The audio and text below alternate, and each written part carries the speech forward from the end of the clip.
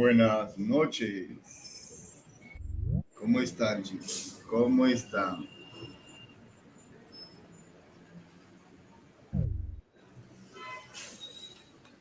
A ver, vamos a ver. Buenos días, buenas noches. Ya, vamos a ver. Vamos a leer este pequeño y chiquito texto. Buenas, Miss, ¿cómo está? Muy bien. Ahí está la Miss Lisette. Ahí está Gabriela, Camila, Alison, Luana, Ronald, Vi, Jesús, Ariana, muy bien, todos los que han madrugado. Muy bien, tenemos acá para entretenernos unas 20 preguntitas. Vamos a ver si tienen nivel. ¿Ya? ¿Listo? ¿Preparados? La pregunta dice así.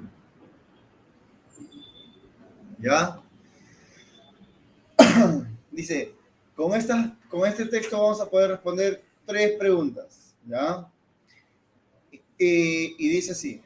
Frente a la necesidad, ojo, frente a la necesidad de la cooperación social para la supervivencia de la especie, resulta indispensable para Rousseau sentar las bases justas para la convivencia social bajo instituciones políticas. ¿Ya?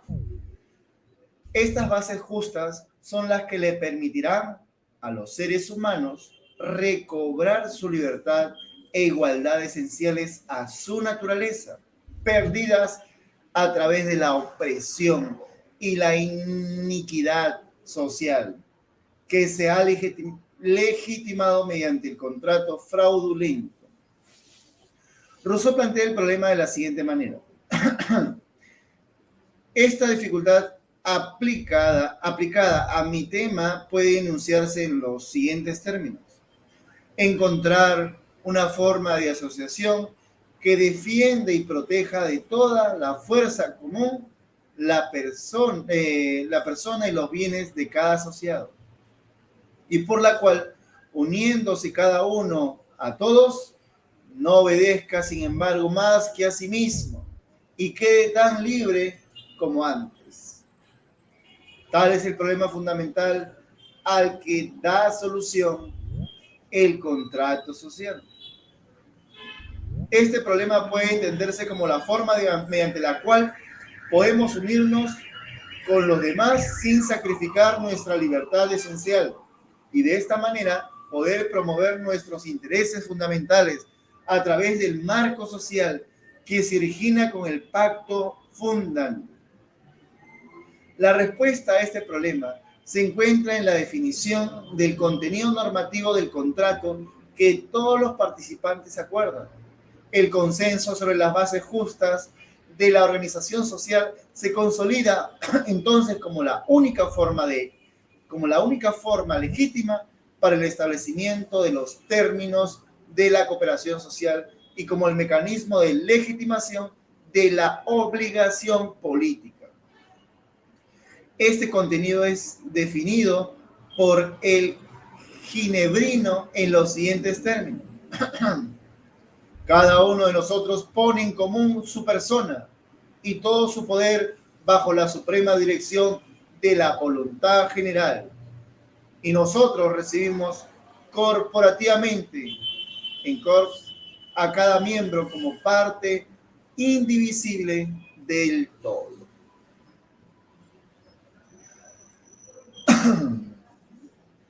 De acuerdo con el texto, lo que permitiría el contrato social es desde la perspectiva de Rousseau, ojo, de acuerdo con el texto, lo que permitiría el contrato social es desde la perspectiva de Rousseau, la valoración por la libertad y la igualdad para una mejor convivencia, aludiendo por su importancia el consenso. B, la integración de los individuos para el manejo de la legitimación de la sociedad en base a la libertad y favoreciendo las propiedades o bienes como base de su desarrollo. C. La determinación de la obligación política para asegurar el desarrollo de la convivencia social, así como las libertades condicionadas políticamente. D. La política permite el desarrollo de los planeamientos que hacen posible la convivencia institucionalizada. El establecimiento de directivas que favorezcan la convivencia social de forma institucionalizada. A ver, de acuerdo con el texto, lo que permitiría el contrato social es desde la perspectiva de Rousseau. ¿Ah? ¿Cuál? ¿Entendieron? Nimichi.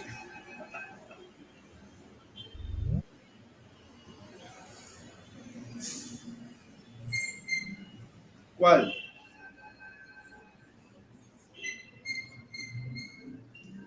¿Nada? Profe, no he leído el texto. Vamos a ver el texto. ¿Ya? Mucho texto, profe. Dice ahí, de acuerdo con el texto, lo que permite el contrato social. ¿Qué es lo que permite el contrato social?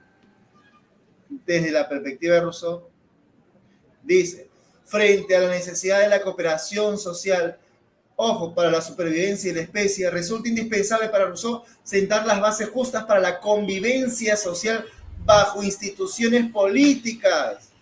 Ojo, sentar las bases justas para la convivencia social bajo instituciones políticas.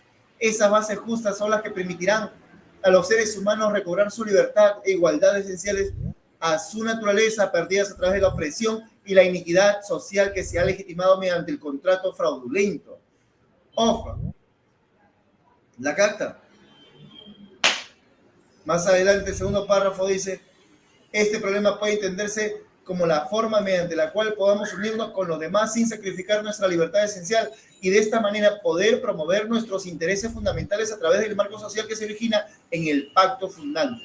La respuesta a este problema se encuentra en la definición del contenido normativo del contrato que todos los participantes acuerdan. El consenso sobre las bases justas de la organización social se consolida entonces como la única forma legítima para el establecimiento de los términos de la cooperación social y con el mecanismo de la legitimación de la obligación política.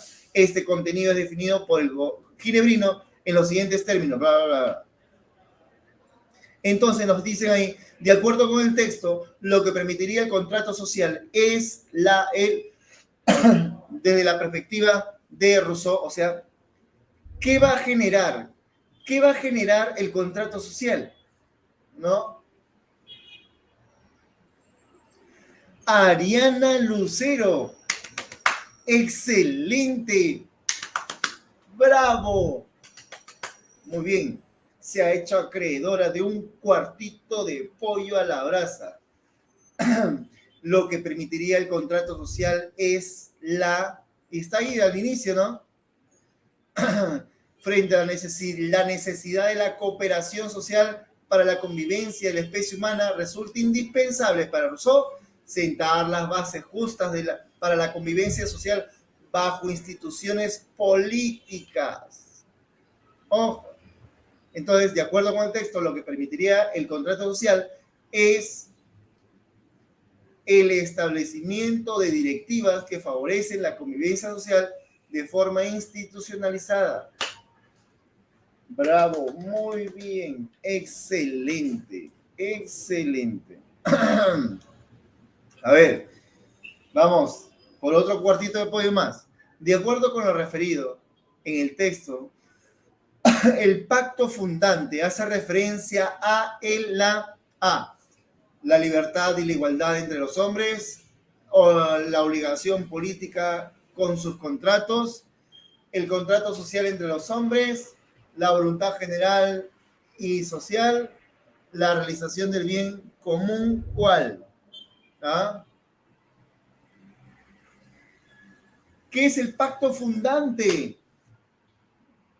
Ay, ay. No, Jesús Enrique, no, no, no, no, no.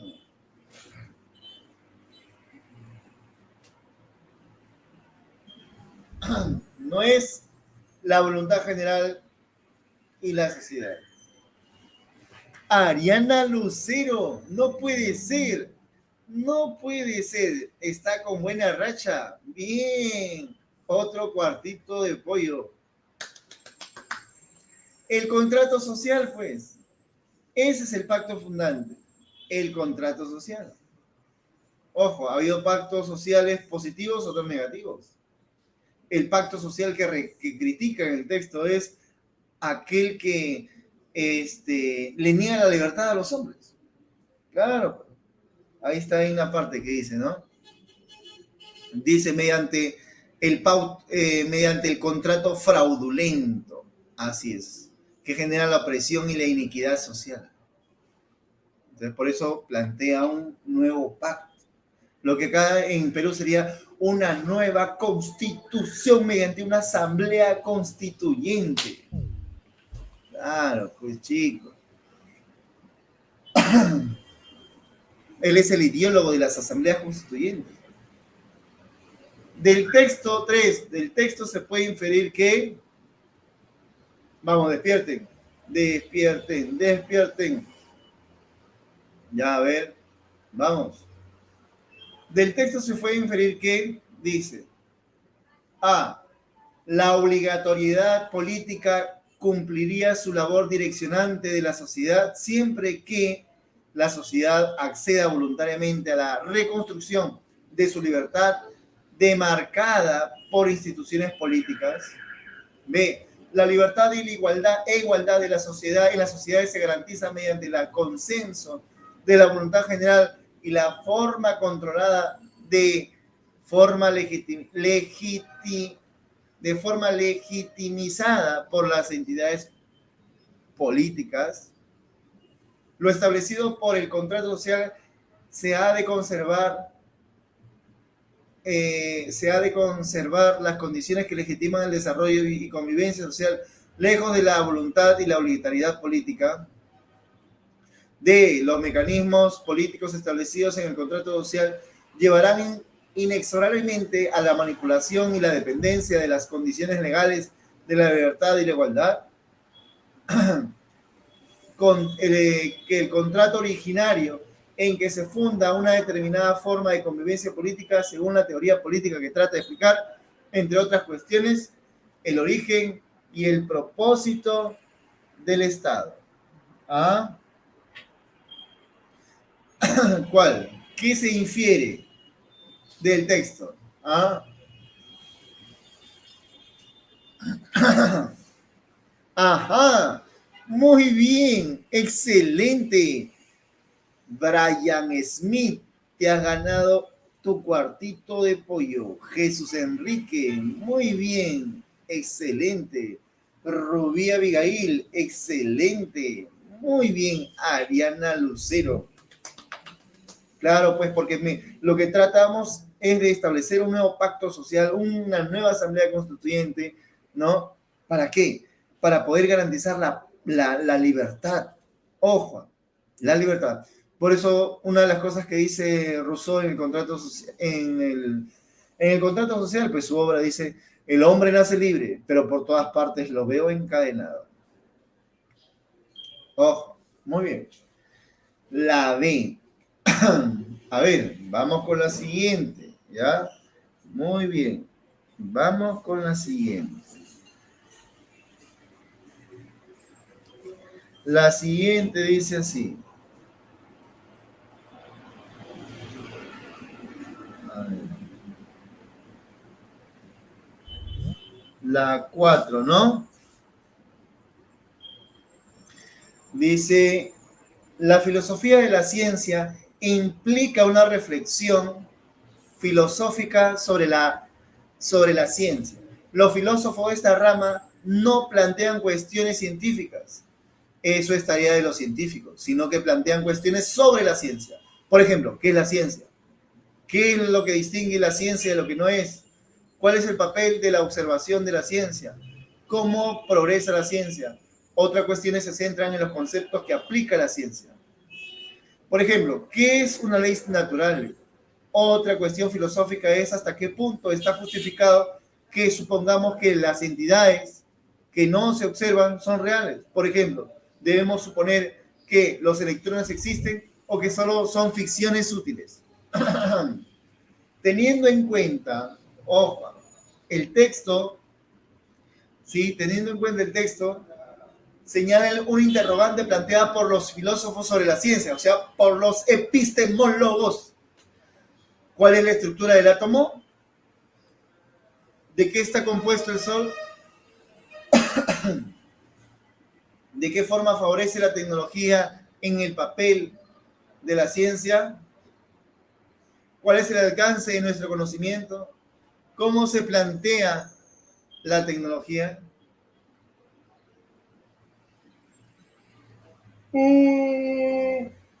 ¿Ah? A ver, vamos. ¿Cuál es un problema filosófico? Ojo, recuerden, una cosa es la ciencia y otra cosa es el filósofo que problematiza sobre la ciencia. El que te da conocimiento científico es el científico. El que te da problemas es el filósofo. Y una cosa es nociología y otra cosa es epistemología. La nociología es la teoría del conocimiento. La epistemología es la teoría de la ciencia. ¿Ya la captaste? ¿Ya la captaste? A ver, rebobina, rebobina. Rebobina. ¿Ya? ¿La ven o no la ven? Ya, uno por uno, ya, uno por uno. A ver. ¿Cuál es la estructura del átomo? ¿Eso se pregunta a un filósofo que se dedica a la ciencia o a un científico? El científico, ¿sí o no? Albert Einstein, qué sé yo, el Max Planck, ¿no? Ellos, no el filósofo. ¿De qué está compuesto el Sol? Igual. A ver, ustedes dijeron dado y enano, ¿no? ¿Cuál es el alcance de nuestro conocimiento? Pero ese es un problema nociológico, la teoría del conocimiento. Nociológico. ¿Cómo se plantea la tecnología? Para nada, pues, ¿no? Eso se pregunta a cualquier persona. En cambio, de cómo favorece la tecnología en el papel de la ciencia, ese es. No, por Descartes, no. Descartes no tiene caca, ya murió Descartes. Sino que acuérdense que la tecnología es el uso del conocimiento científico para fines prácticos, utilitarios. Y la técnica es destrezas, habilidades. Entonces, ¿de qué forma favorece la tecnología en el papel de la ciencia? Es un problema. Claro, pues. Puede favorecerlo o desfavorecerlo, puede hacer que progrese la ciencia o no. Claro. Mira, la tecnología hace posible que nos estemos comunicando y es favorable. ¿Se dan cuenta? Y el primero que dijo la clave fue Angelina. Muy bien, se ha ganado su cuartito de pollo. Muy bien. La 5. La 5. La preocupación de la filosofía sobre la ciencia radica en A. Encontrar pruebas para las teorías. B. Buscar soluciones a problemas selectos. C. Cavilar sobre la naturaleza y los fines. D. Plantearse cuestiones científicas. E. Dirigir sus formas y métodos. A ver, ¿cuál es? Vamos, vamos, vamos. La preocupación de la filosofía sobre la ciencia radica en...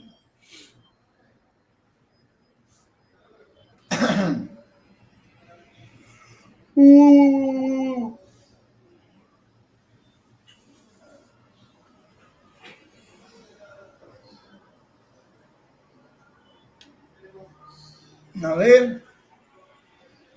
Vamos, vamos. Nada, nada.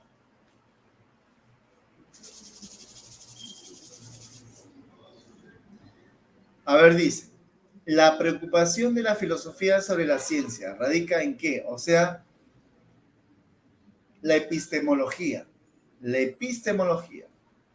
Es como, es como que marca la alternativa que hace referencia a una actividad de la epistemología. Encontrar pruebas para las teorías. No, esa es la ciencia. Buscar soluciones a problemas selectos. Eso también es la actividad científica. Eh, cavilar sobre la naturaleza y los fines. Ah, puede ser. Plantearse cuestiones científicas.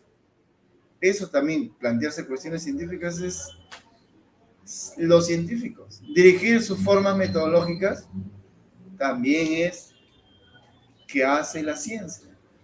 Solamente aquel que problematiza sobre la naturaleza y los fines es el epistemólogo. Es como, por ejemplo, ¿no? Que en antropología se diga, ¿no? El filósofo, ¿cuál es la naturaleza del hombre?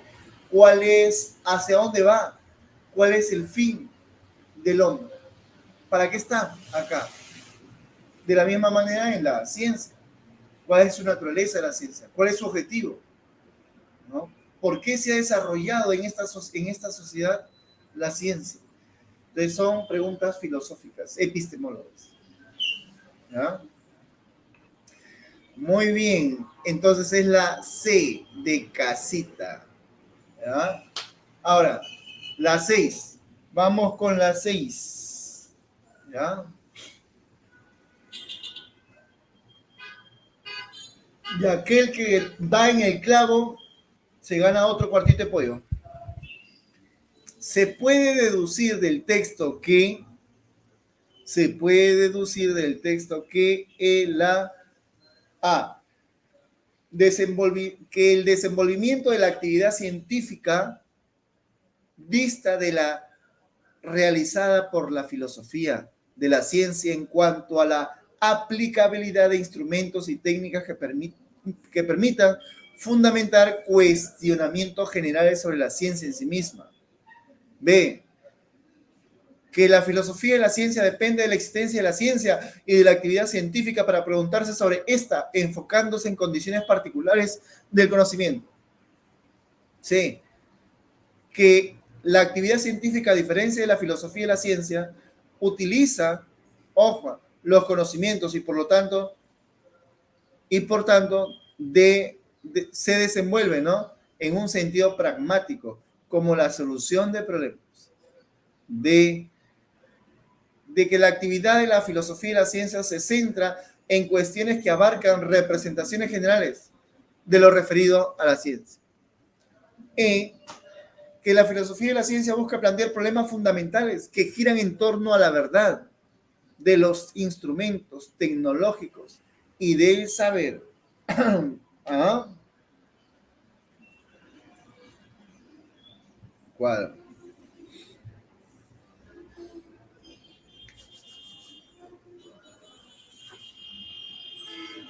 A ver, rebobinemos. Dice ahí, la filosofía de la ciencia implica una reflexión sobre la ciencia, una reflexión filosófica. Los filósofos de esta rama no plantean cuestiones científicas, eso es tarea de los científicos, sino que plantean cuestiones sobre la ciencia. Por ejemplo, ¿qué es la ciencia? ¿Qué es lo que distingue la ciencia de lo que no es? ¿Cuál es el papel de la observación en la ciencia? ¿Cómo progresa la ciencia? Y otras cuestiones que se centran en los conceptos que se aplica la ciencia. Por ejemplo, ¿qué es una ley natural? Otras cuestiones filosóficas es hasta qué punto está justificado que supongamos que las entidades que no se observan son reales. Por ejemplo, ¿debemos suponer que los electrones existen o que solo son ficciones útiles? Entonces, se puede deducir del texto que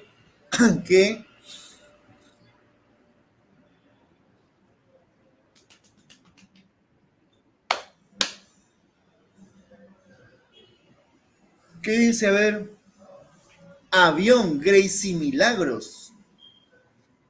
Que el desenvolvimiento de la actividad científica dista de la realizada por la filosofía de la ciencia, dista en cuanto a la aplicabilidad de los instrumentos y técnicas que permitirán fundamentar cuestionamientos generales sobre la ciencia en sí misma, no, pues ahí está cruzado, ¿no? El final es lo que hace la filosofía y la ciencia. Claro. Cuestiones generales sobre la ciencia en sí misma es lo que hace la epistemología, no la actividad científica. De ahí dijeron la B, Grace y Milagros, de que la filosofía y la ciencia depende de la existencia de la ciencia y la actividad científica para preguntarse sobre esta, enfocándose en concepciones particulares del conocimiento. Particulares del conocimiento, eso se dedica a la nociología. La nociología.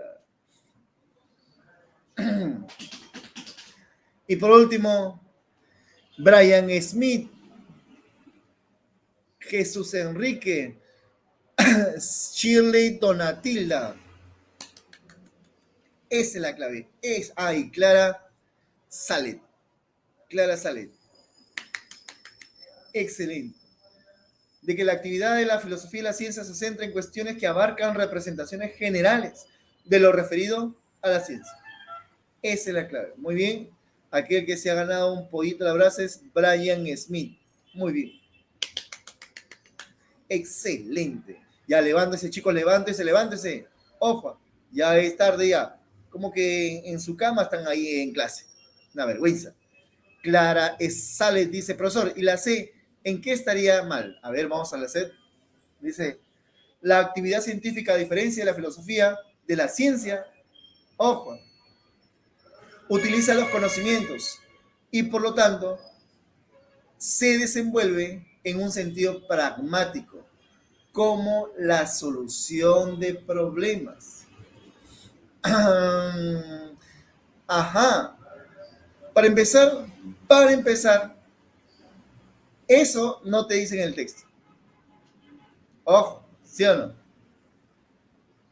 Eso no te dice en el texto. O sea, no puedes deducir eso del texto. ¿Ya? Y la otra es que dice ahí, ¿no?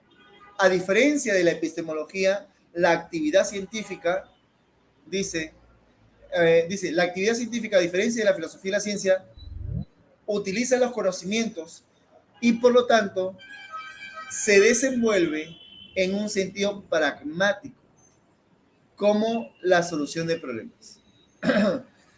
Ya, tiene cierto sentido, ¿sí? La ciencia trata de solucionar problemas, ¿no? Ahora, pero no en todo, no en todo. Ojo, hay conocimientos que nos van a permitir resolver problemas y satisfacer necesidades. Pero hay otros conocimientos que no. Hay conocimientos que no sirven, entre comillas, no sirven de manera inmediata, no es cuestión, eh, eh, es simplemente mayor conocimiento nada más sobre la realidad, pero no te permite satisfacer una necesidad inmediata, ni resolver problemas inmediatos, ¿no? Esa es la cuestión, ¿no?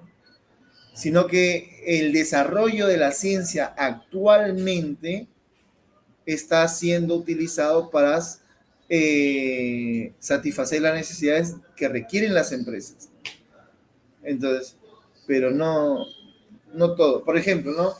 Imagínense el conocimiento que se está teniendo cada vez más del universo. ¿Para qué puede servirnos eso? Es simplemente para poder conocer más, nada más.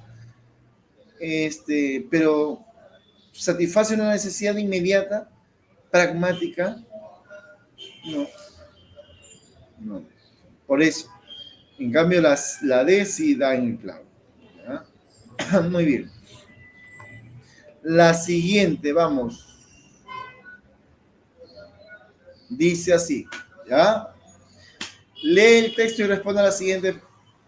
¿A qué A continuación se plantea. La sociedad de la indignación es una sociedad del escándalo. Carece de firmeza y de actitud. La rebeldía, la histeria y la obstinación, características de las olas de indignación, no permiten ninguna comunicación discreta y objetiva, ningún diálogo, ningún discurso. Ahora bien, la actitud es constitutiva para lo público. Y para la formación de lo público es necesaria la distancia. Además, las olas de indignación muestran una escasa identificación con la comunidad. Según Han, las olas de indignación muestran una escasa identificación con la comunidad. Por ello, no constituyen ningún nosotros estable que muestre una estructura del cuidado conjunto de la sociedad. B, son bulla que impide que las personas puedan acercarse entre sí. D, impiden la formación de vínculos sobre la vida de los demás. D, no construye el nosotros como seres individuales. E, pasa la vida sin identificar la verdadera esencia de lo humano. Ajá. ¿Cuál?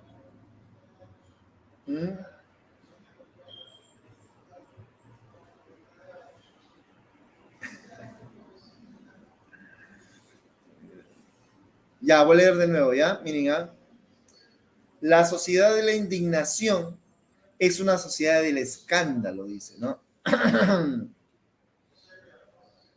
Carece de firmeza, de actitud. La rebeldía, la histeria y la obstinación característica de las olas de indignación no permiten ninguna comunicación discreta y objetiva, ningún diálogo, ningún discurso. Ahora bien, la actitud es constitutiva para lo público y para la formación de lo público es necesaria la distancia. Además, las olas de indignación muestran una escasa identificación con la comunidad. Entonces, Han dice, según Han, las olas de indignación muestran una escasa identificación con la comunidad. Por ello, ojo,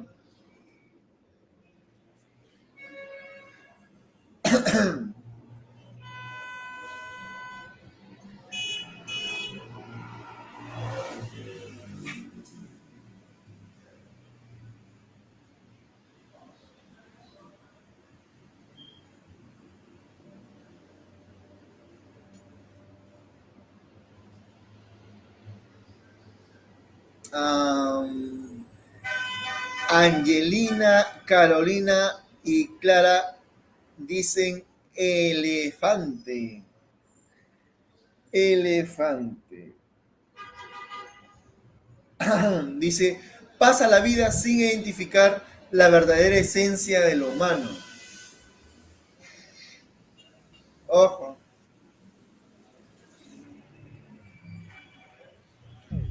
Pero, ¿dónde está eso?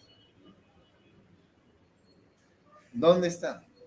Ustedes están diciendo que estas olas de indignación muestran una escasa identificación con la comunidad, por ello pasan la vida sin identificar la verdadera esencia del humano. Excelente. Excelente. Muy bien, Shirley Donatilda y Rubí Abigail.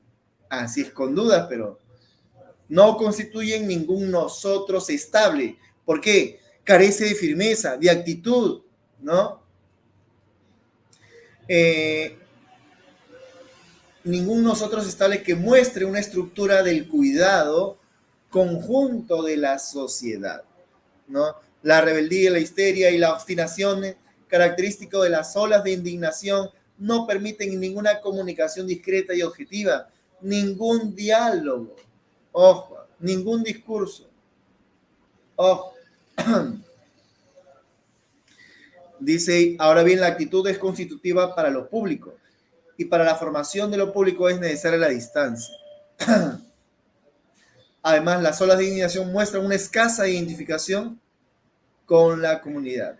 O sea, no hay identificación con la comunidad. Entonces, por eso que las olas de indignación muestran una escasa identificación con la comunidad, por ello no constituyen ningún nosotros estable que muestre una estructura del cuidado, ¿no? Conjunto de la sociedad. Ahora,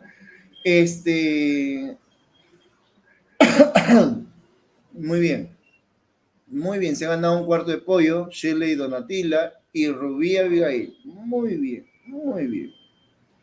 Ya, vamos con el siguiente. Dice, del texto podemos inferir que, ¿qué se infiere? A, el respeto constituye la pieza fundamental para evitar la formación de lo individual.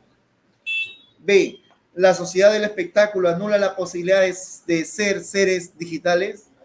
C, la comunicación discreta es anulada por el patos del escándalo. D, la distancia puede formar el espacio de intimidad para el desarrollo. E, una sociedad sin respeto, sin patos de la distancia, ojo, conduce a la sociedad del escándalo. Clave.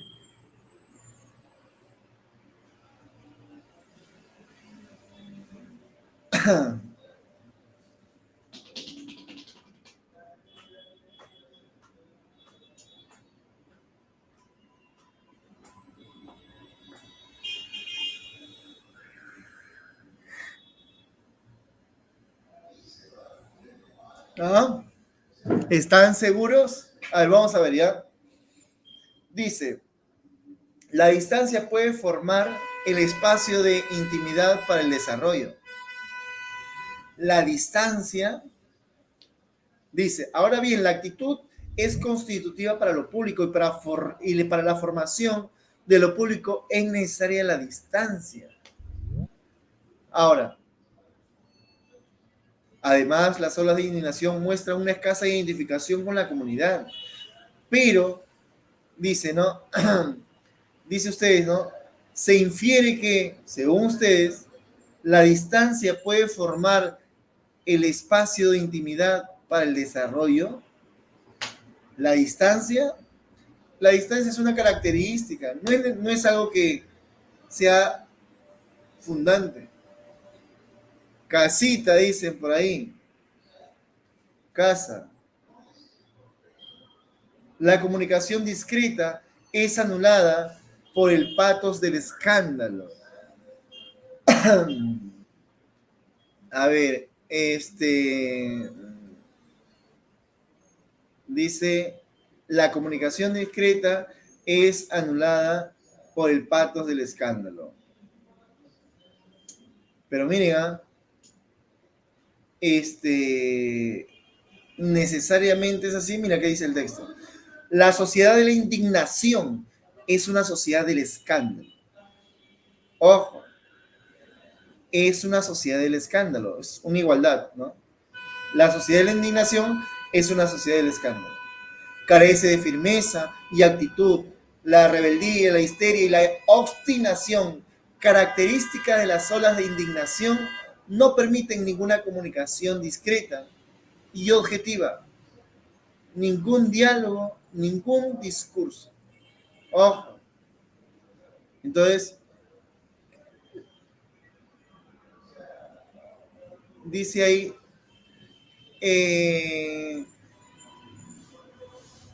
la comunicación discreta es anulada por el patos del escándalo.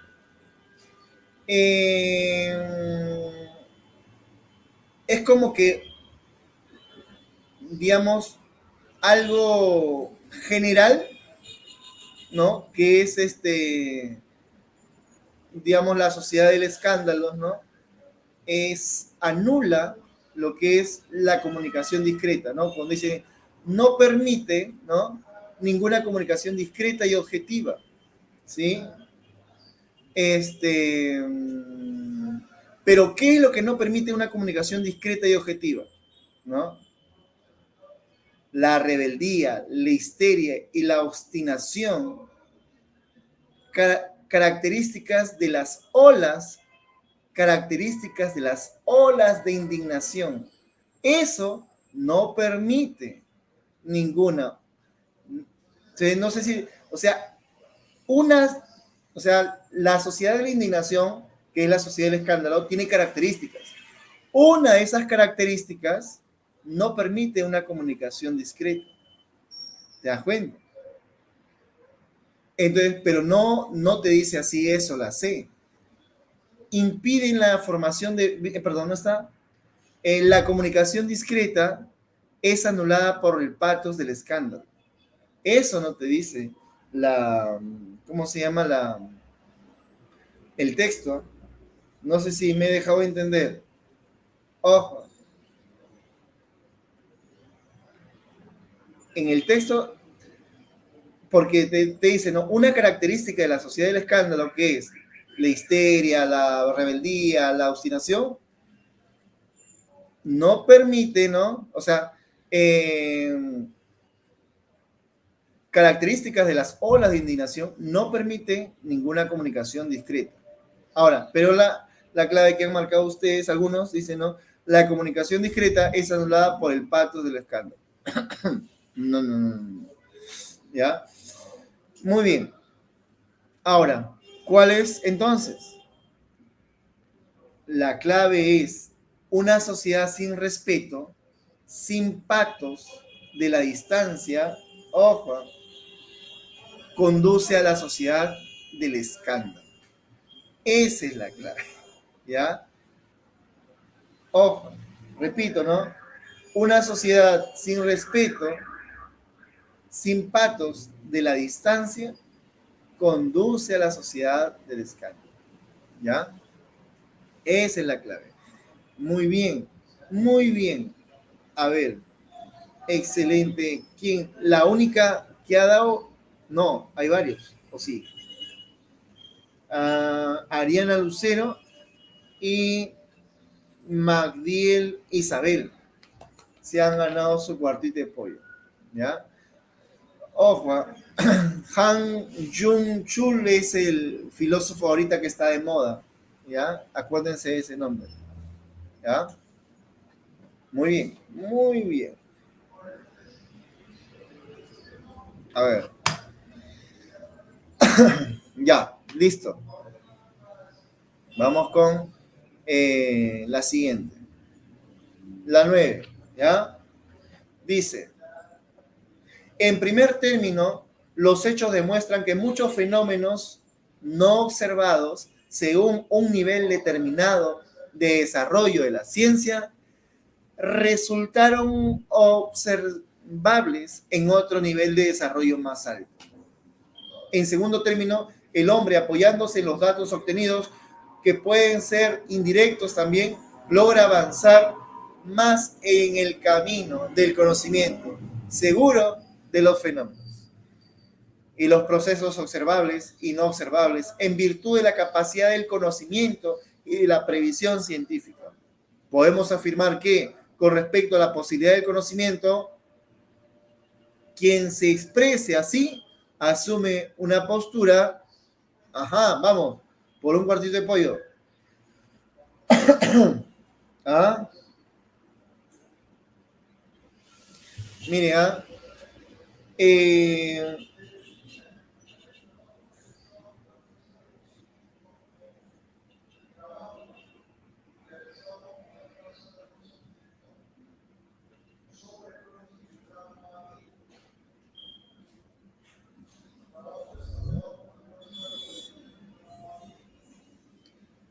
ver.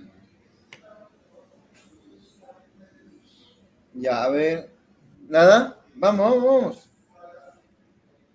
A ver, ¿cómo entenderla acá, ya? A ver, para que más o menos ustedes puedan sacarla. Dice, en primer término dice, los hechos demuestran que muchos fenómenos no observados, según un nivel determinado de desarrollo de la ciencia, resultaron observables en otro nivel de desarrollo más alto. En segundo término, el hombre, al apoyarse en los datos obtenidos, que pueden ser indirectos también, el hombre logra avanzar más en el camino del conocimiento seguro. O sea, te está diciendo que sí es posible el conocimiento. Ejemplo, cada vez avanzamos más y más y más, ¿no? Dice, logra avanzar más en el camino del conocimiento seguro de los fenómenos y de los procesos observables y no observables, en virtud de la capacidad del conocimiento y de la previsión científica. Podemos afirmar que con respecto a la posibilidad, quien se expresa así asume una postura. A ver, si tú sabes los problemas, te acordarás de los problemas de conocimiento. Uno de ellos es la posibilidad de conocimiento.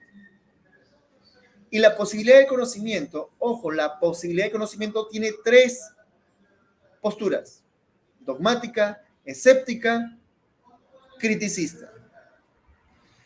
El dogmatismo asume la posibilidad de conocimiento. El escéptico niega. Y el criticista dice sí y no.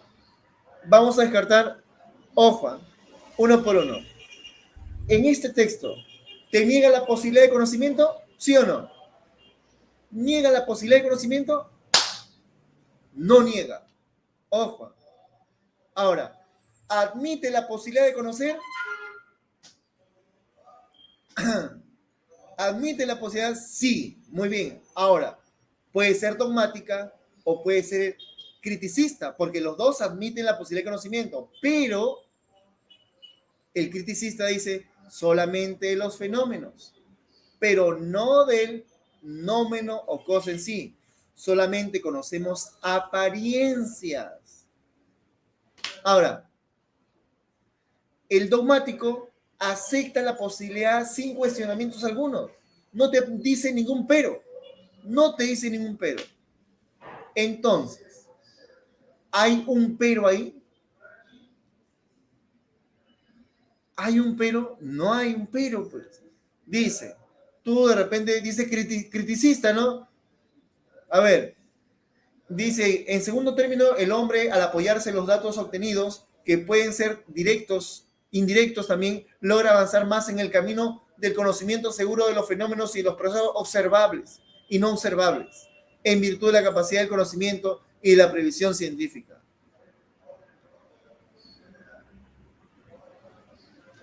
Kant sostiene que no se puede conocer la cosa en sí o el nómeno. Ojo. En cambio, acá te está diciendo que sí, es posible el conocimiento seguro.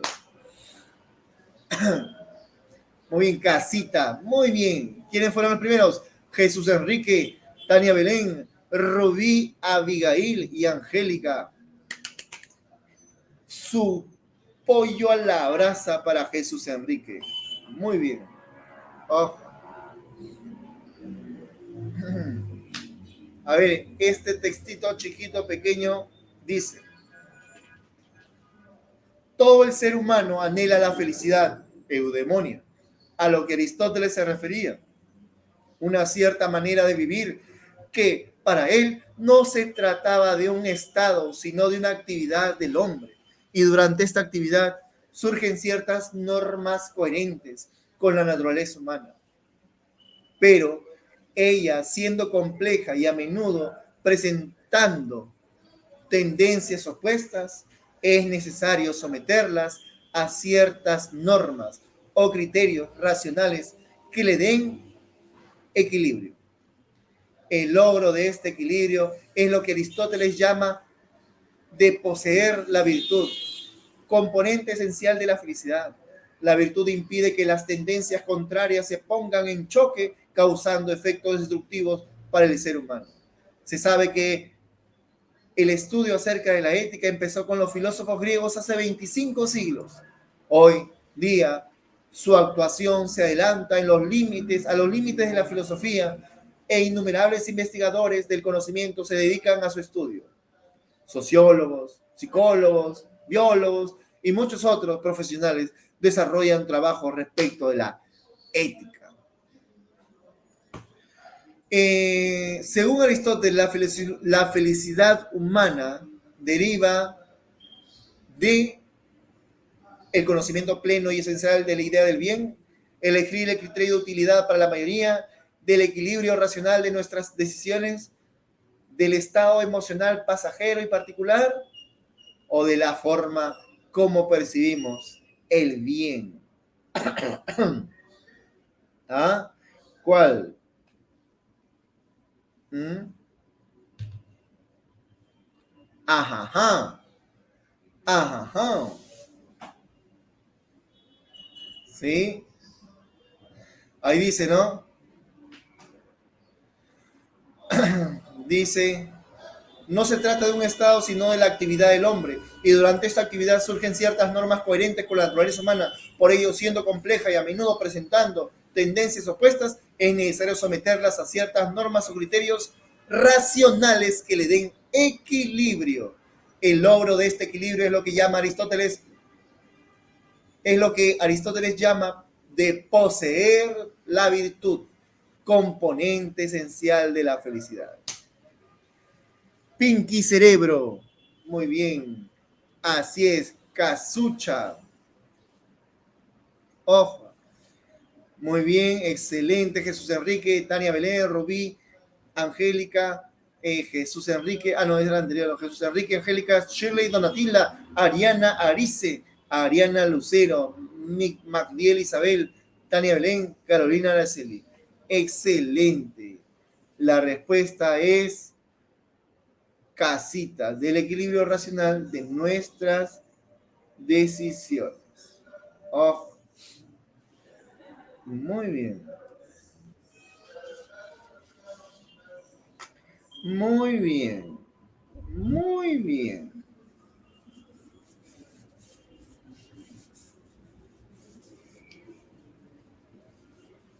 Ahora vamos a leer un texto de ética también.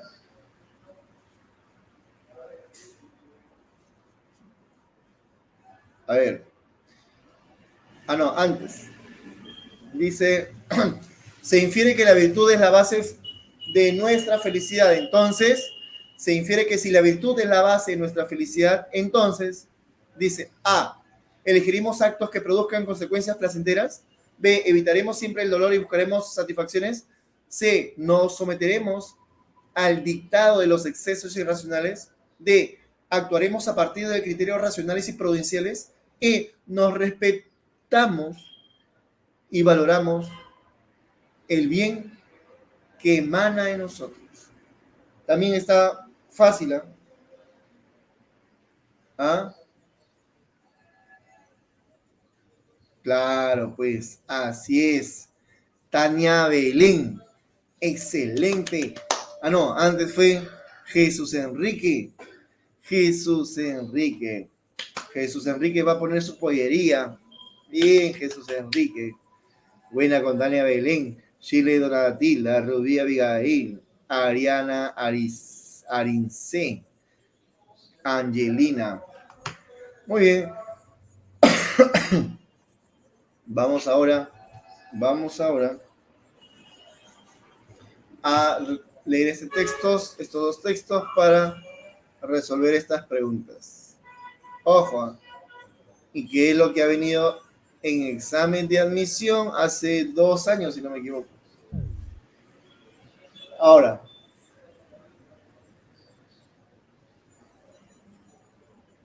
vamos.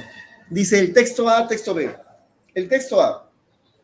En Hume, el subjetivismo altruista reviste más o menos la siguiente forma. Ojo. El subjetivismo altruista reviste más o menos la siguiente forma. Cada ser humano tiene, en primer lugar, intereses propios que solamente afectan a su bienestar privado y al de las personas más próximas.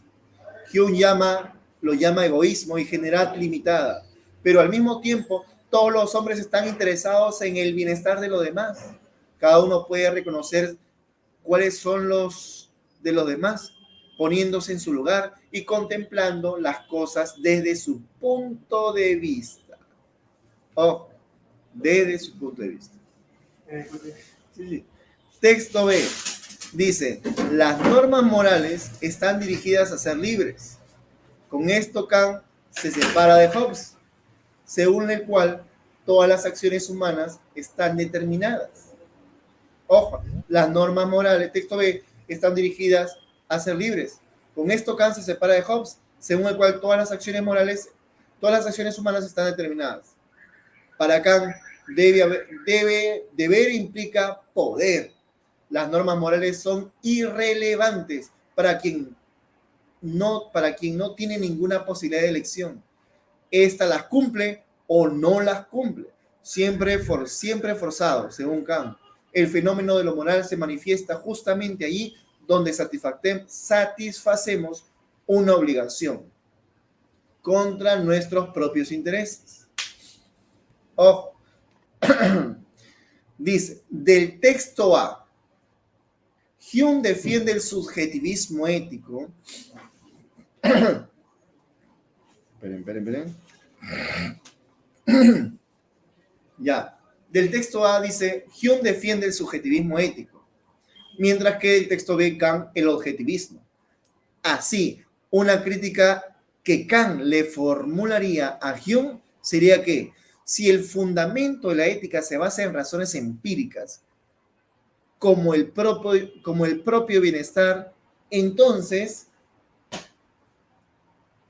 A, la ética seguiría las mismas leyes que las de la naturaleza. B, la moralidad estaría imposibilitada por la ausencia de libertad. C, la generosidad limitada no podría pensarse como altruismo. D, habría una coincidencia entre lo que debemos y lo que queremos. E, la moral sería condicionada por las leyes políticas. Y la clave es, vamos.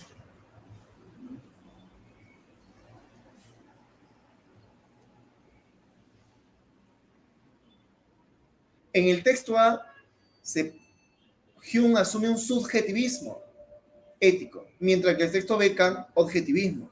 Así, una crítica que Kant le formularía a Hume sería que si el fundamento de la ética se basara en razones empíricas, como el propio bienestar, entonces,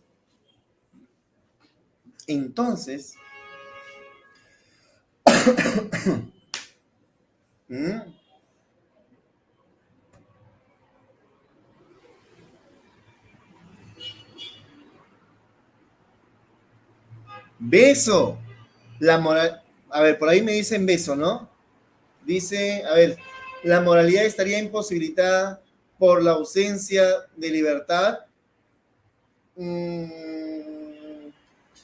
No, al contrario,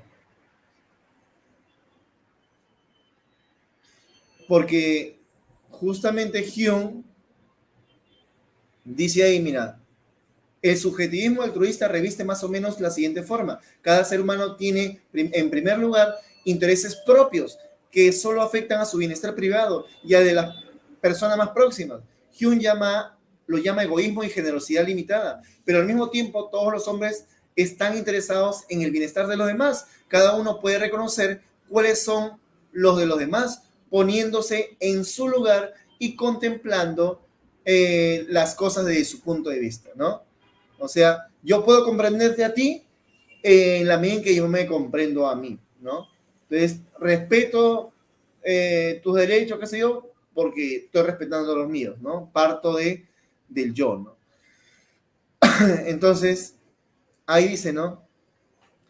Hume defiende el subjetivismo ético porque parte del sujeto, ¿no? De los intereses del sujeto, ¿no? Mientras que el texto B, Kant, del objetivismo, de la idea del deber, ¿no? Sí o sí, así afecte tu criterio individual. Sí o sí debes hacer o no hacer tal cosa. Así, una crítica que Kant le formularía a Hume sería, si lo que tú dices es cierto, si el fundamento de la ética se basara en razones empíricas, como el propio bienestar, ¿no? Egoísta, individualista, Entonces, ahora me dicen la C. La generosidad limitada no podría pensarse como altruismo.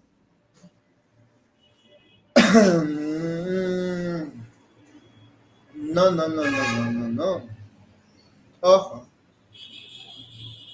Entiende así su altruismo, ¿no? Su solidaridad, porque parte de su interés propio, ¿no? ¿Se dan cuenta?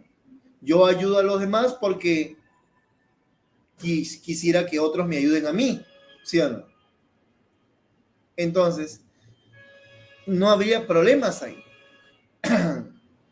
Sería una generosidad limitada partiendo del yo, del, ego, del individuo, pero del subjetivismo ético, pero no se afecta el altruismo. La generosidad limitada no podría pensarse como altruismo. Sí se puede. Sigue. Están chambeando. La ética seguiría las mismas leyes que las de la naturaleza. No. Sigue, a ver. Sigue, mira, a ver, dice. Primero, chequea la pregunta. Te está haciendo una contraposición entre el texto A y el texto B. El texto A de Hume es hay un subjetivismo, defiende el subjetivismo ético. Y el texto B, el objetivismo. Entonces, dice, una crítica del objetivismo ético, o sea, de Kant, que Kant le formularía al subjetivismo ético de Hume, sería que si el fundamento de la ética se basara en razones empíricas, egoístas, individualistas, ¿no? Como el propio bienestar, entonces, entonces, entonces, la respuesta tiene que estar relacionada con lo que él plantea, pues, con lo que Kant plantea, y cómo lo que Kant plantea choca con lo que Hume plantea. Porque las demás respuestas están en función a solamente lo que dice Hume. No, pero la pregunta te lleva a considerar una respuesta que, ojo, que tiene que considerar lo que Kant plantea frente a lo que plantea Hume. Y obviamente, ¿no? Habría una coincidencia entre lo que debemos, la idea del deber, ojo, es kantiano, y lo que queremos, que es de Hume, ¿sí o no? Hume parte del egoísmo, del individuo, del lo que quiere el yo, ¿no? Pero si todo fuera así, dice Kant, ¿no? La crítica que le hace Kant, si todo fuera así como tú planteas, entonces habría una contradicción, o en todo caso habría una, en este caso no una contradicción, sino habría una coincidencia, porque lo que yo planteo se basa en la idea del deber.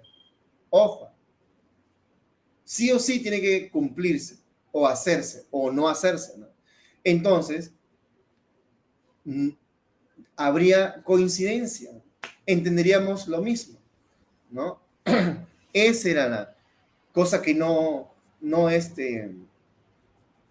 puede entenderse de la misma manera, ¿no? Esa es la, ¿ya? Habría una coincidencia entre lo que debemos y lo que queremos, cosa que no debería darse, pues, ¿no? No hay una coincidencia, no hay una coincidencia, ¿ya? Ya, la otra dice, en el caso de que Hume respondiera a la objeción de Kant, ya muy bien, esa es la crítica que le hace Kant a Hume, pero en el caso de que Hume respondiera, la 12 es la D, dedo. En el caso de que Hume respondiera a la objeción de Kant, diría que si los deberes morales tuviesen un fundamento objetivo, racional, ¿no? Entonces no sería posible la toma de decisiones morales. De lo cual se infiere que, ¿qué se infiere? ¿Mm?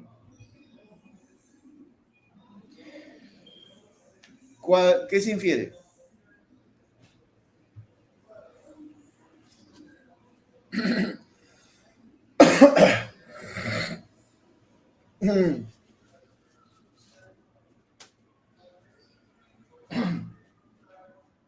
¿Ya? Dice, en el caso de que Hume respondiera a la objeción de Kant, diría que si los seres humanos, si los deberes morales tuvieran un fundamento objetivo racional, es decir, Hume le responde a Kant, ¿no? Ya, está bien Kant, está bien, pero supongamos que lo que tú dices es cierto, ¿no? Si los deberes morales tuviesen un fundamento objetivo racional, entonces no sería posible la toma de decisiones morales. Ojo, si lo que tú dices es cierto, ¿no? Y los deberes morales tuvieran un fundamento objetivo, racional, entonces no sería posible la toma de decisiones morales. De lo cual se infiere que, ¿qué se infiere?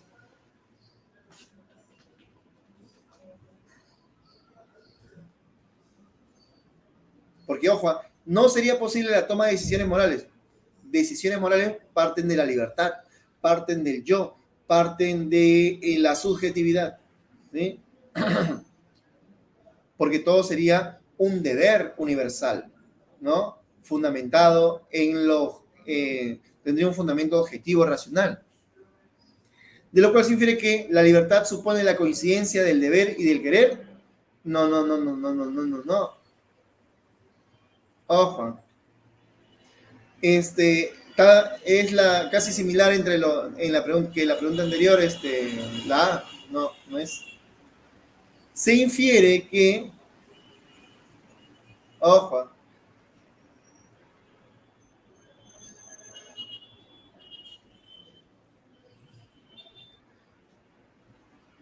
mira, a ver,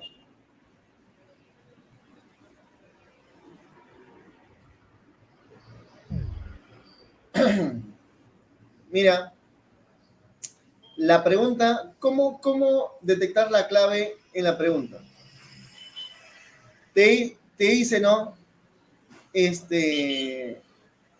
Ya, a ver, Khan, si lo que dices tú es cierto, si lo que tú dices, Khan, es cierto, ojo, que los deberes morales tienen un fundamento objetivo racional, pero si admitimos eso, Khan, ojo, si admitimos eso, no sería posible tomar decisiones morales. No sería posible tomar decisiones morales, porque nos impondrían un deber. La razón nos impondría un deber sí o sí. Entonces, chocaría con la cuestión de la libertad, ¿sí o no? Entonces, no sería posible la toma de decisiones morales, porque implica la libertad, que implica la voluntad. ¿De dónde queda eso? Entonces se infiere, o sea, inferimos que se infiere de Hume, se infiere en esa lógica, ¿qué cosa? Que la razón y la voluntad siguen siguen diferentes principios. Porque hay esa contradicción, ¿sí o no? Hay esa contradicción. Si lo que tú dices, Kant, es cierto, entonces no podríamos tomar nuestra voluntad, no podría tomar decisiones morales, porque implica elegir, implica libertad. Entonces, necesariamente, como hay esa contradicción, ¿no? Si lo que tú dices, Kant, es cierto, entonces hay una contradicción. Por lo tanto, se concluye que, ojo, una cosa es la razón que fundamenta el planteamiento kantiano y otra cosa es la voluntad que fundamenta lo que plantea Hume. Son caminos diferentes, 100 caminos diferentes. Porque si lo que dice Kant es cierto, la voluntad se somete a la razón y hace lo que dice la razón, que fundamenta los deberes morales. Esa es la cuestión, ¿ya? Esa es la clave, ¿ya?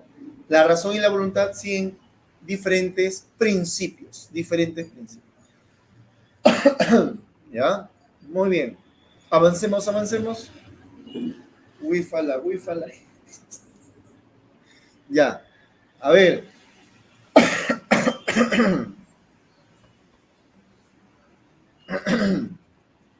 Dice, El IFS, Information Fatigue Syndrome. El cansancio de la información es la enfermedad psíquica que se produce por el exceso de información.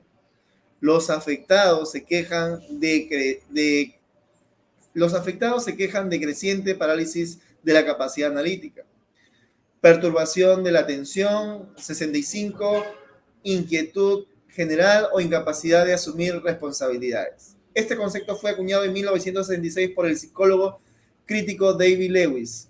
El IFS afectaba, en primer lugar, a aquellos hombres que en su proporción tenían que producir una gran cantidad de información durante mucho tiempo. Hoy todos estamos afectados por el IFS y la razón es que todos nosotros estamos confrontados con una cantidad de informaciones que aumentan velozmente. A partir de lo subrayado por Han, podemos afirmar que, a ver, uno, el diluvio de la información al que hoy estamos expuestos disminuye sin duda la capacidad de reducir las cosas a lo esencial. Dos, hoy se atrofia precisamente la facultad superior del juicio por la creciente cantidad de información. Tres, el cansancio de la información incluye también síntomas depresivos como consecuencia del agotamiento y la fatiga que genera la sobreestimulación sensorial.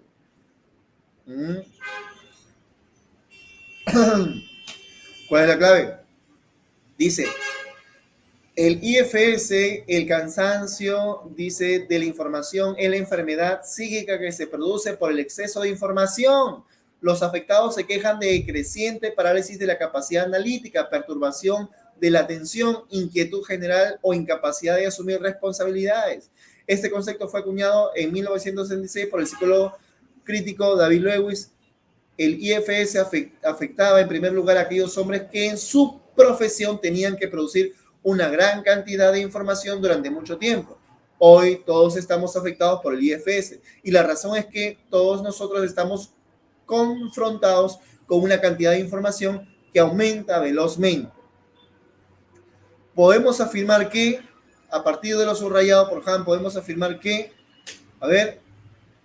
uno, el diluvio de la información al que hoy estamos expuestos disminuye, sin duda, la capacidad de reducir las cosas a lo esencial. ¿Ah? ¿Sí o no? ¿Sí o no? ¿Verdadero o falso?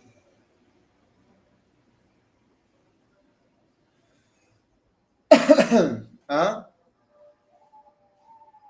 Excelente. Verdadero. Verdadero. Muy bien. Dos, hoy se atrofia precisamente la facultad superior del juicio por la creciente cantidad de información. ¿Verdadero o falsa? ¿Mm?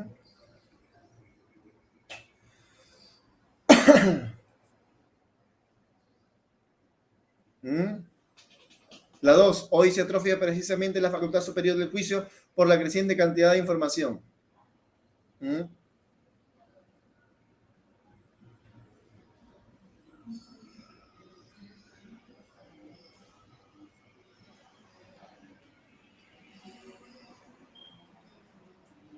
Verdadero.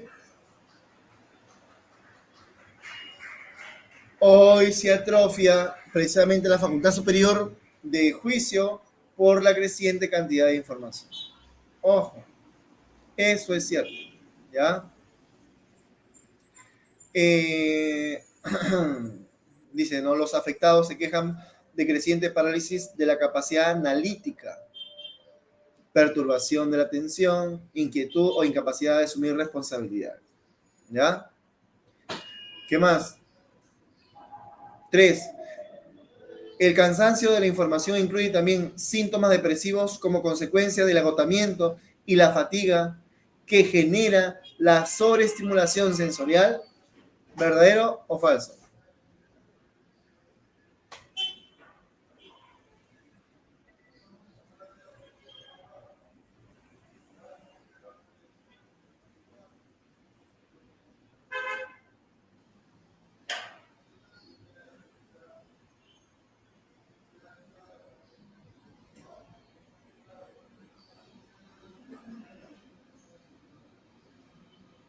¿Ya? Dice, ¿el cansancio de la información incluye también síntomas depresivos? ¿Sí o no? Por supuesto, como consecuencia del agotamiento y la fatiga que genera la sobreestimulación sensorial, por supuesto, por supuesto. Esta, la capacidad analítica, ojo, la capacidad analítica, ¿no? Cuando nos dice la facultad superior del juicio, ojo, por creciente cantidad de información. Eso está ahí, ¿no? Dice, eh, los efectos se quejan, los afectados, perdón, se quejan de creciente parálisis de la capacidad analítica, ¿sí? Perturbación de la atención, inquietud general o incapacidad de asumir responsabilidades, ¿ya? Obviamente, pues afecta la facultad superior, ¿no? Ojo, facultad superior, la capacidad de razonar, ¿no? Emitir juicios, ¿no? Resolver problemas, ¿ya? Muy bien. Entonces, la clave sale la E, perdón, la A, verdadero, verdadero, verdadero, ¿ya? Muy bien. ¿Quién fue el primero? Oh, nadie, ¿no? Muy bien. La 15.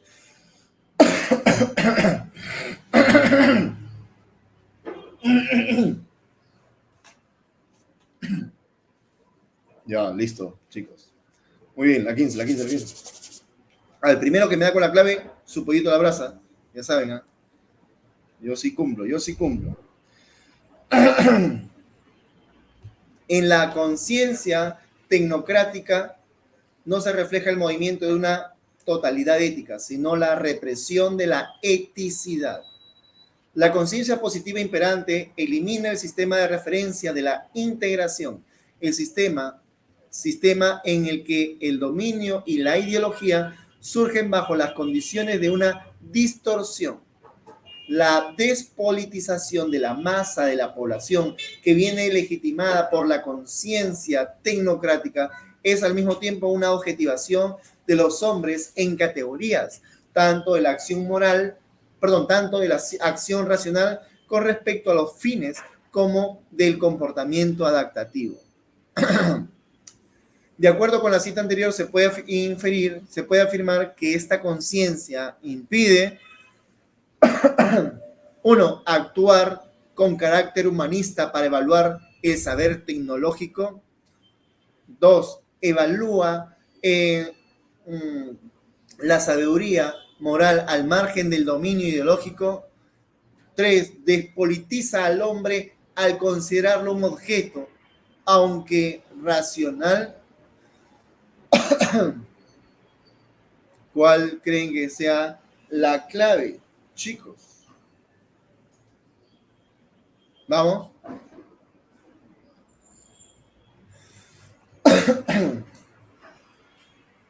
Dice, en la conciencia tecnocrática no se refleja el movimiento de una totalidad ética, sino la represión de la eticidad.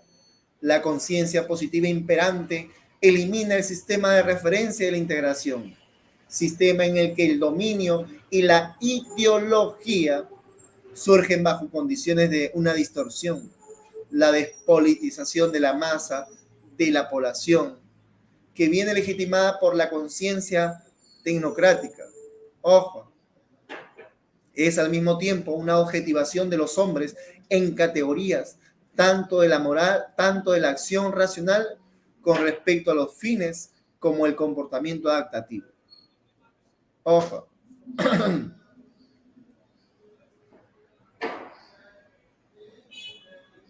¿Ya?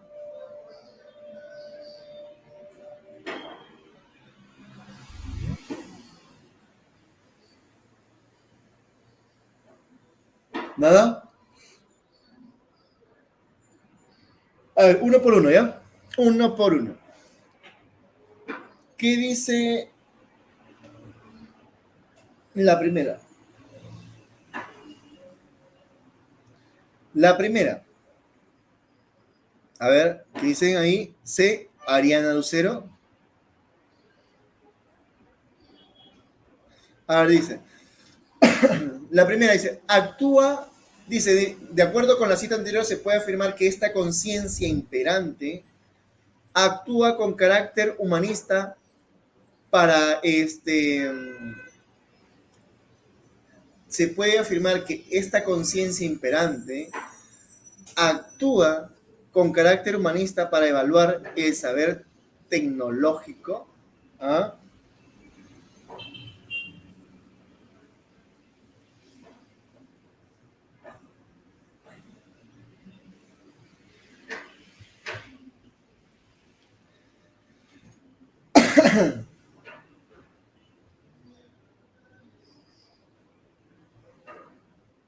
Ya.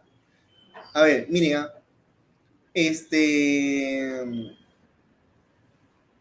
hay que acá, por un lado, dice, en la conciencia tecnocrática, ojo, en la conciencia tecnocrática no se refleja el movimiento de una totalidad ética, sino la represión de la eticidad. ¿Ya? Ojo, ese es por un lado. ¿Ya? Por otro lado, dice, la conciencia positiva imperante. Ojo, que no dice, de acuerdo con la cita anterior, se puede afirmar que esta conciencia imperante, ya. Por otro lado dice, la conciencia positiva imperante elimina el sistema de referencia de la integración, sistema en el que el dominio y la ideología surgen bajo las condiciones de una distorsión. ¿Ya? Sistema en el que el dominio y la ideología surgen bajo las condiciones de una distorsión. La despolitización de la masa, de la población, que viene legitimada por la conciencia tecnocrática. Es al mismo tiempo una objetivación de los hombres en categorías, tanto de la acción racional con respecto a los fines como del comportamiento adaptativo. Entonces,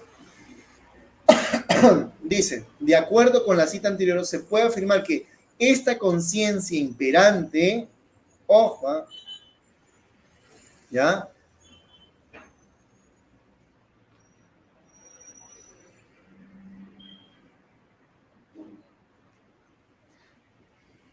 Mira qué dice ahí, la conciencia positiva imperante elimina el sistema de referencia de la integración.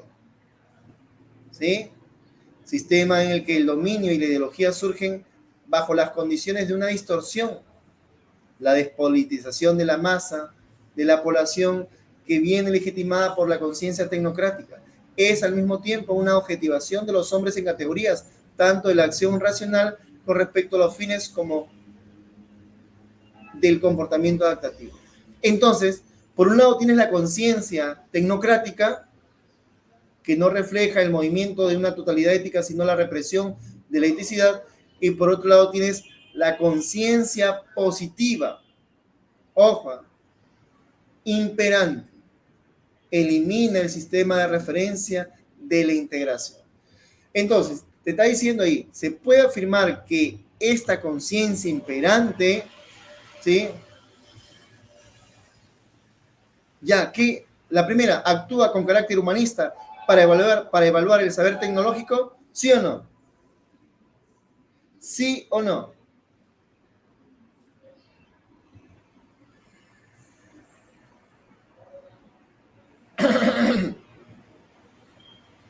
¿Sí o no?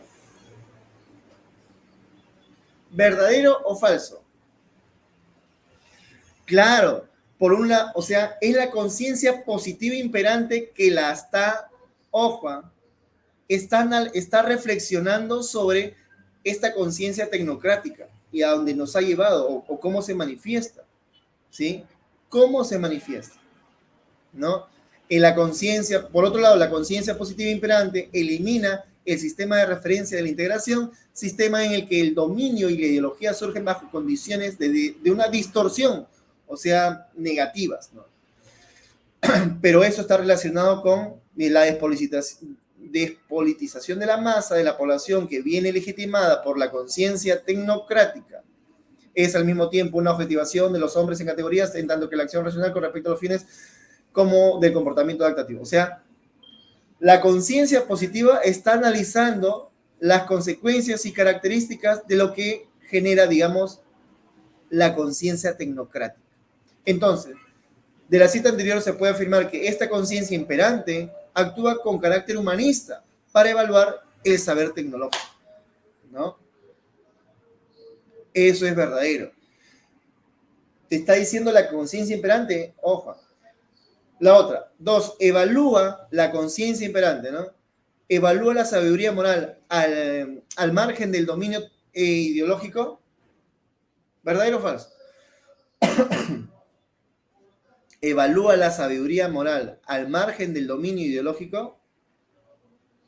¿Ah?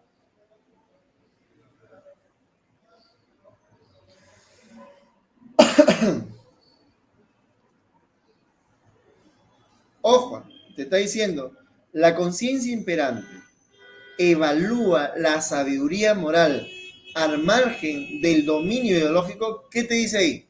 La conciencia positiva imperante elimina el sistema de referencia de la integración. Ojo, sistema en el que el dominio y la ideología surgen bajo condiciones de una distorsión. La despolitización de la masa de la población que viene legitimada por la conciencia tecnocrática. O sea, te está analizando, ¿no? Te está analizando y te está relacionando, no lo está considerando al margen. Ojo, no considera al margen la cuestión moral y la cuestión ideológica. Ojo, no considera al margen. ¿Ya?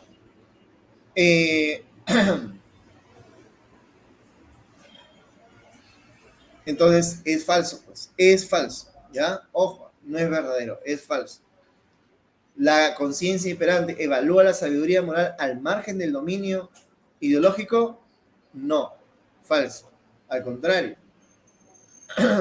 Y la otra, cuando nos dice 3, despolitiza al hombre al considerarlo un objeto, aunque racional. Falso.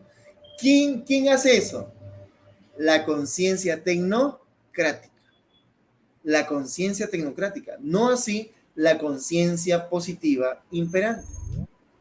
¿Se dan cuenta? Esa es la situación. Sino que ahí está de manera sutil nomás, ¿no? Pero una cosa es lo que genera la conciencia tecnocrática y sus características al hombre como objeto, lo deshumaniza, separan la cuestión ética. Ahí dice, por ejemplo, ¿no? La conciencia tecnocrática no se refleja el movimiento de una totalidad ética, sino la represión de la eticidad. Ojo. Ya, claro. Por un lado, miren, es un poco abstracto, ¿no? Sino que te dan pedacitos y uno tiene que, y obviamente pues no se va a dar cuenta, ¿no? Ahí inclusive está cortado, ¿no? No ven ahí, 3, 4 cortes tiene. De manera general es cosa. A ver, ¿cómo entender el texto?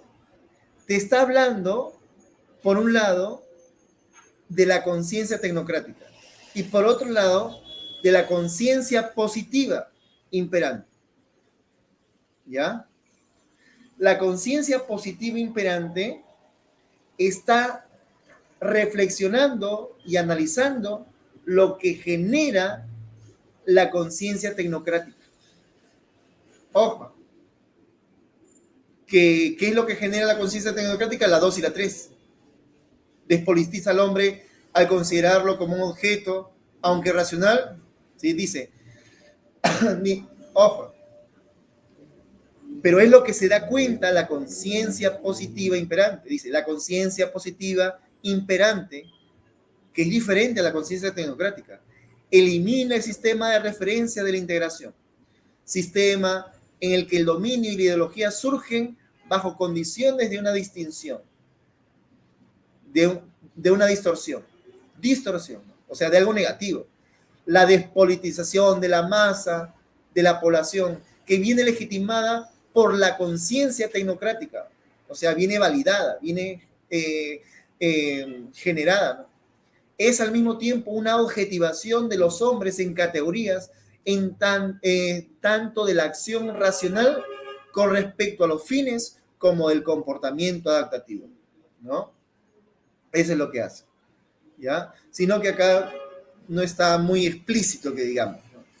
Entonces, por eso que si me dicen despolitiza al hombre al considerar el objeto, aunque racional, eso lo hace la conciencia tecnocrática. Evalúa la sabiduría moral al margen del dominio ideológico, eso es lo que genera la conciencia tecnocrática. La conciencia tecnocrática actúa con carácter humanista para evaluar el saber tecnológico, no, pues, no, eso lo hace la conciencia positiva imperante. ¿Sí? Ya, muy bien. Entonces sería la A ahí, ¿ya? ¿Verdadero, falso, falso? La 16. ¿Puede haber una contribución feminista a la filosofía moral? ¿Puede haber una contribución feminista a la filosofía moral? No, mentira.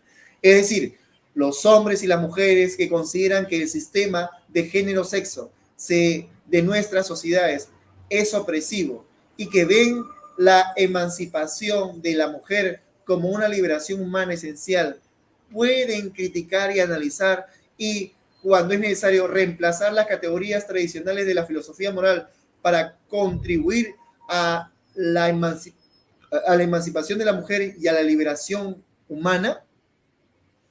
Según el texto citado, se infiere que en el feminismo hay un valor democrático, porque A, la discusión sobre el rol de género es fundamental. B, es necesario reconocer las diferencias entre los sexos. C, implica que todos seamos reconocidos como iguales. D, solo se preocupa por la emancipación de la mujer. E, C, no defiende solamente los derechos de las mujeres. Ojo. Entonces, ¿cuál es la clave?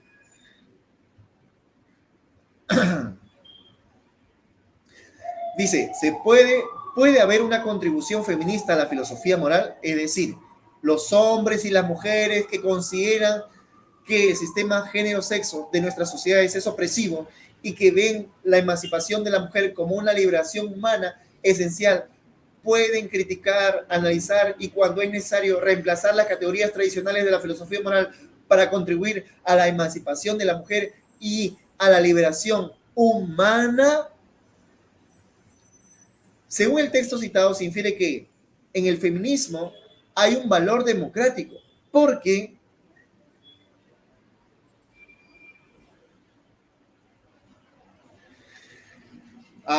pero allá, yo dije, ¿qué? Claro, excelente. Muy bien, Brian. Muy bien, Tania Belén.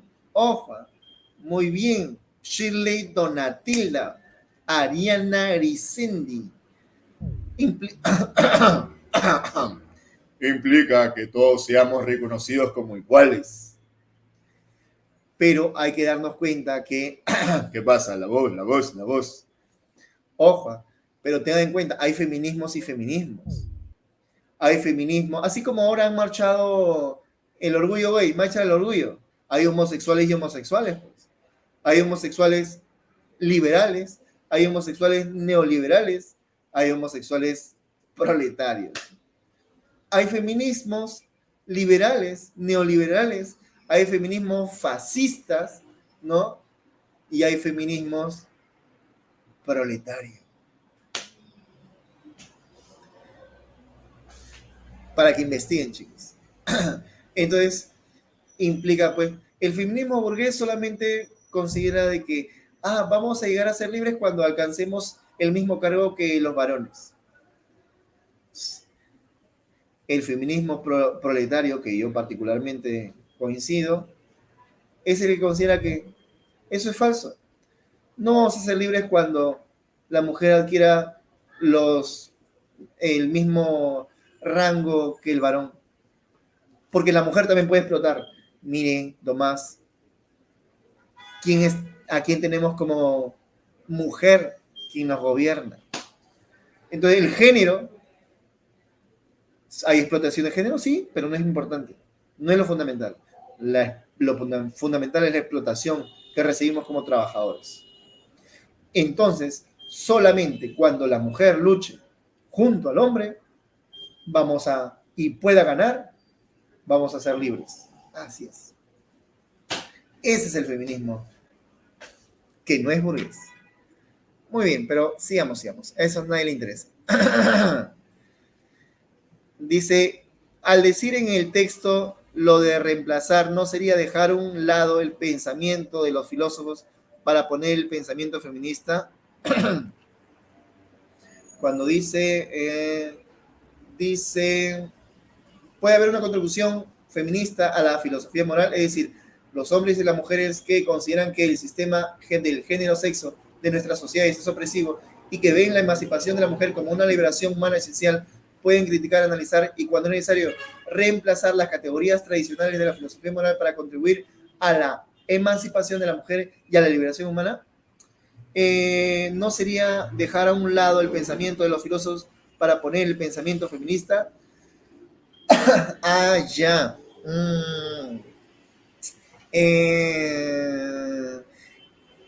Pero te está diciendo reemplazar las categorías tradicionales de la filosofía moral. Ojo. Sí, dejar en lado el pensamiento de los filósofos. Sí, pero de cierta concepción de los filósofos. No todos. Porque no todos los filósofos van a pensar así. Sobre todo las que tienen categorías tradicionales. O sea, conservadoras, pues, ¿no? Claro, reemplazar las categorías tradicionales sería quitar las obras como Sócrates, Aristóteles. Ojo, Sócrates, Aristóteles sobre todo era recontra machista. Y gracias a Aristóteles es que nosotros pensamos que en una competencia, no, o sea, nosotros estamos acá porque le hemos ganado a millones de espermatozoides. Esa es la idea de Aristóteles, que la mujer simplemente sea un receptáculo nada más. O sea que cuando el varón se masturba, ¿qué? ¿Son miles de abortos? No, pues, nosotros no somos cuando ya éramos espermatozoides, nosotros somos como potencia, la unión de un óvulo y un espermatozoide. Somos los dos. No es que somos espermatozoides, nada más. Los griegos despreciaban el papel de la mujer. Por eso que ahí se reemplazar ciertas categorías tradicionales, ¿no? Las categorías tradicionales de la filosofía moral, ¿no? Claro, conservadoras que limitan, pues, son una traba para la emancipación. Claro, no de todos, pues, no de todos. Porque este reemplazo también implica asumir ciertas concepciones filosóficas. Claro. Entonces, esa es la cuestión. Vamos con la siguiente. Dice, sin la teoría revolucionaria no puede haber tampoco movimiento revolucionario. Nunca se insistirá lo bastante sobre esta idea en un tiempo en que a la prédica en boga del oportunismo va unido un apasionamiento por las formas más estrechas de la actividad práctica. Y para la socialdemocracia rusa, la importancia de la teoría es aún mayor aún, debido a tres circunstancias que se olvidan con frecuencia, a saber, primeramente, el hecho de que nuestro partido solo ha empezado a formarse, solo ha empezado a elaborar su fisionomía y dista mucho de haber ajustado sus cuentas con las otras tendencias del pensamiento revolucionario que amenazan con desviar el movimiento del camino justo. Por el contrario, precisamente estos últimos tiempos se han distinguido, como hace ya mucho predijo Axelrod a los economistas, por una reanimación de las tendencias revolucionarias no socialdemócratas. En estas condiciones, un error sin importancia a primera vista puede causar los más desastrosos efectos, y solo gente miope puede encontrar inoportunas o superfluas las discusiones fraccionales y la delimitación rigurosa de los matices, de la consolidación de tal o cual matiz puede depender el porvenir de la socialdemocracia rusa por años y años. De acuerdo con el texto, ojo, una revolución sin una teoría revolucionaria es A. Es justa porque supone la participación de todos los sin apasionamientos. B. Puede concluir al movimiento fuera de las ideas revolucionarias. C. Es una manifestación de la socialdemocracia rusa. Es D. Es miope porque puede encontrar superfluas discusiones banales. E. Es cualquier cosa menos una verdadera transformación. Ojo, ¿cuál es la clave ahí? ¿Cuál es la clave?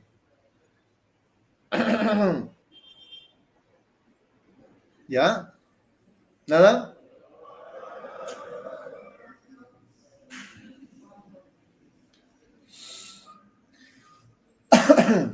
De acuerdo con el texto, una revolución sin una teoría revolucionaria es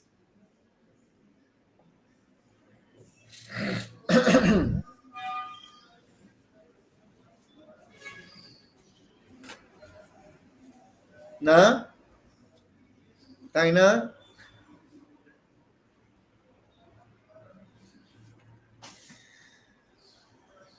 La clave es, ajá, bien, excelente.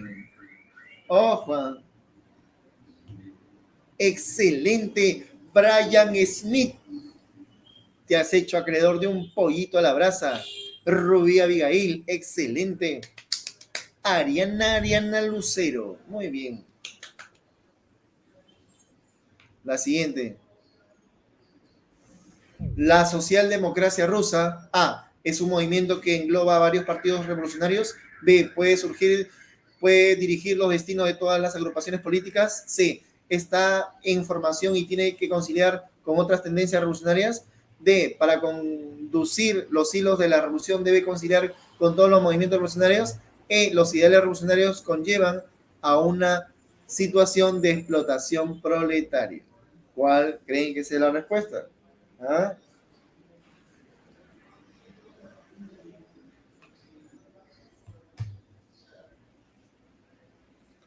¿Nada? Y la clave es, está en... No, no, no, no, no, no, no, no, no, no, no. Está en formación y tiene que conciliar con otras tendencias revolucionarias. ¿Ya? Ojo, muy bien. La 19. A ver. La 19. El buen sentido, el buen sentido es la cosa mejor repartida del mundo, pues cada uno piensa estar bien provisto de él, por lo que no es cierto que todos se engañen, sino más bien eso atestigua que la capacidad de juzgar bien y de distinguir lo verdadero de lo falso, que es lo que propiamente se denomina el buen sentido o razón. Ojo, es naturalmente allá. eh, la C, la 18 es la C, ¿ya? Estamos leyendo ahora la 19, ¿ya? ¿Qué es lo que propiamente es? De nuevo, ¿ya? El buen sentido es la cosa mejor repartida del mundo, pues cada uno piensa estar bien provisto de él, por lo que no es cierto que todos se engañen, sino más bien eso atestigua que la capacidad de jugar bien y de distinguir lo verdadero de lo falso, que es lo que propiamente se denomina el buen sentido o razón, es naturalmente igual en todos los hombres, y así que la diversidad de nuestras opiniones no deviene de que unos sean más razonables que otros, sino solamente de que conducimos nuestros pensamientos por vías diversas, porque no basta con tener buen espíritu, sino que lo principal es aplicarlo bien.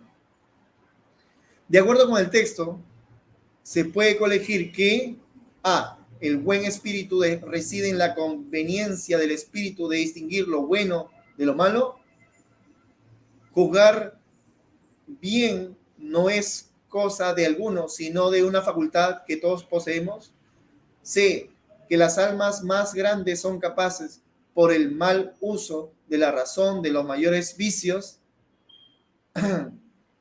que el buen sentido es natural en todos los hombres, que el alma para alcanzar la verdad debe ascender hasta lo más profundo del cielo. Y la clave de la 19, ¿cuál es?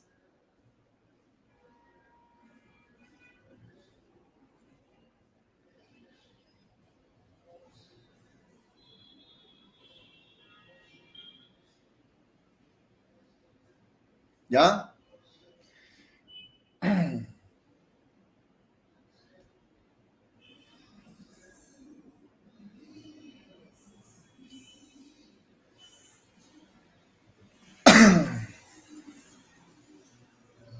¿Nada? Dedo dice, el buen sentido es natural en todos los hombres. No. El buen sentido es la cosa mejor repartida, dice, del mundo. Pues cada uno piensa estar bien provisto de él, por lo que no es cierto que todos se engañen, sino más bien eso atestigua que la capacidad de juzgar bien y de distinguir lo verdadero o falso, que es lo que propiamente se denomina el buen sentido o razón, es naturalmente igual en todos los hombres. Así que la diversidad de nuestras opiniones no proviene de que unos sean más razonables que otros, sino que solamente de que conducimos nuestros pensamientos por vías diversas, porque no basta con tener buen espíritu, sino que lo principal es aplicarlo bien. Ojo, ¿cuál sería la clave?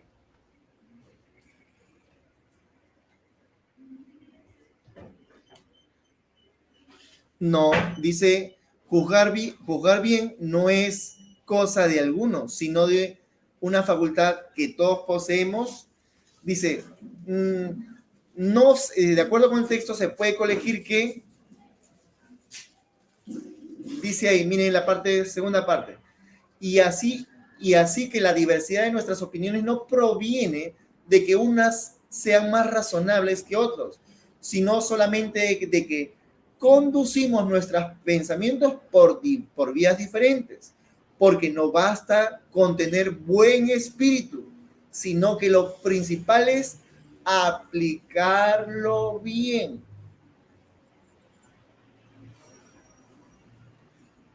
Aplicarlo bien, sino que lo principal es aplicarlo bien. Entonces, de acuerdo con el texto, se puede colegir que las almas más grandes son capaces, por el mal uso de su razón, de los mayores vicios. Esa es la clave de la 19, ¿ya? La C, la C. Y para ya terminar, la 20, ¿ya? A ver, vamos, la 20, ya, para irnos ya de una vez. Dice, voy a hablaros de las tres transformaciones, ojo, del espíritu, de cómo el espíritu se transforma en camello, el camello en león y finalmente el león en niño. Ojo, a la 19, la C, ¿ya? Muchas cargas soportan el espíritu cuando está poseído de reverencia, el espíritu vigoroso y sufrido. Todas esas pesadísimas cargas toman sobre sí el espíritu sufrido, a semejanza del camello que camina cansado por el desierto. Así marcha él hacia el desierto. Pero, pero en lo que más solitario de ese desierto se opera la segunda transformación en león. En león se transforma el espíritu, que quiere conquistar su propia libertad y ser señor de su propio desierto.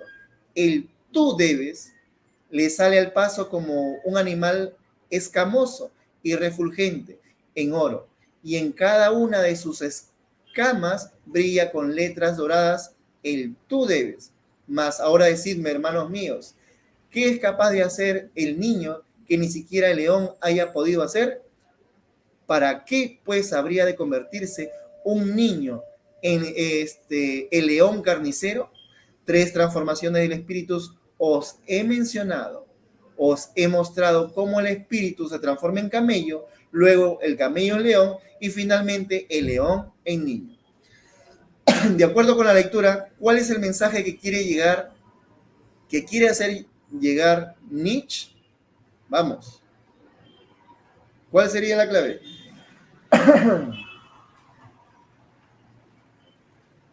¿Ah?